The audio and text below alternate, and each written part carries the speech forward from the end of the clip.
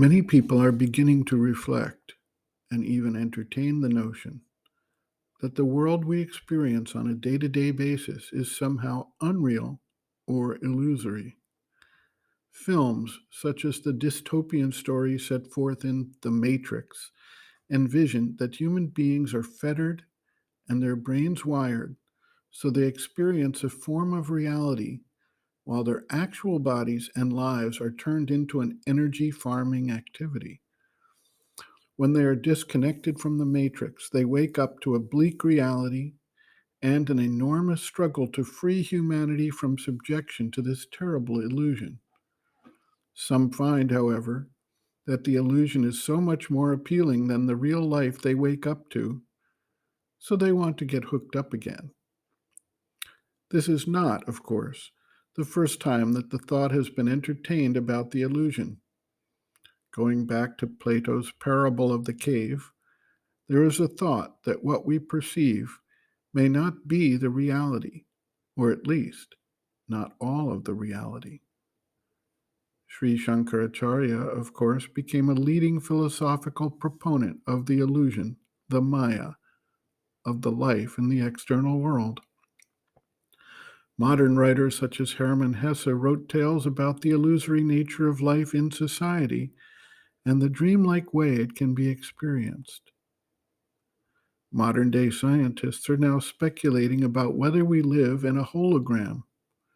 If so, we are not in touch with our reality to the extent we involve ourselves in the drama of the holographic world. Others extrapolate either multiple worlds that work out all possible variations in life or the coexistence of the past, present, and future through the implications of the theory of relativity. All of these things point to an increasing readiness for humanity to recognize that the traditional objects of our lives were limited and preparatory, and that there is a greater destiny and greater life possible, and that at some point, as we awaken to that, we undertake a reversal of consciousness, a shift to a new standpoint and status of awareness, and begin the next phase of the evolution of consciousness that we see as a central thread in the development of life on Earth to date. Whether one uses the analogy of the caterpillar living to eat, then secluding itself into a sheltered location and later emerging as a butterfly, or the story the mother describes about the development and awakening into the outer world of a chick. There are examples we can see of dramatic transformations taking place that do not show any evidence of the result until after it is ready and actually occurs. The mother observes, quote, "These are not words. It is altogether true that everything changes its appearance, totally, that life and things are completely different from what they appear to be. All this contact, this ordinary perception of the world loses its reality completely.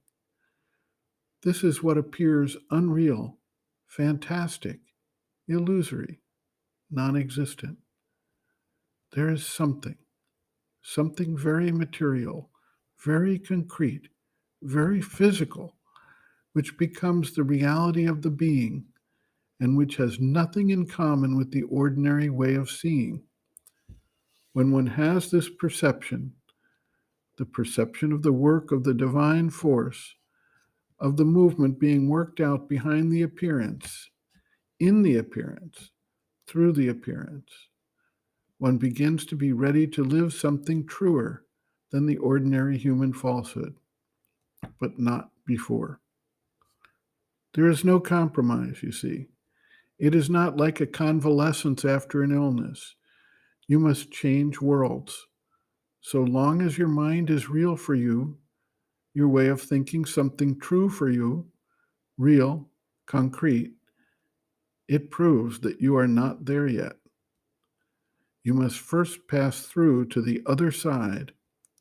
Afterwards, you will be able to understand what I am telling you pass through to the other side. It is not true that one can understand little by little. It is not like that. This kind of progress is different. What is more true is that one is shut up in a shell, and inside it something is happening, like the chick in the egg. It is getting ready in there. It is in there. One doesn't see it. Something is happening in the shell, but outside one sees nothing. And it is only when all is ready that there comes the capacity to pierce the shell and to be born into the light of day. It is not that one becomes more and more perceptible or visible. One is shut in. Shut in. And for sensitive people, there is even that terrible sensation of being compressed, of trying to pass through and then coming up against a wall. And then one knocks and knocks and knocks, and one can't go through. End quote. Reference, Sri Aurobindo and the Mother, Growing Within, The Psychology of Inner Development, Chapter 9, Reversal of Consciousness, The New Birth, pages 175 to 176.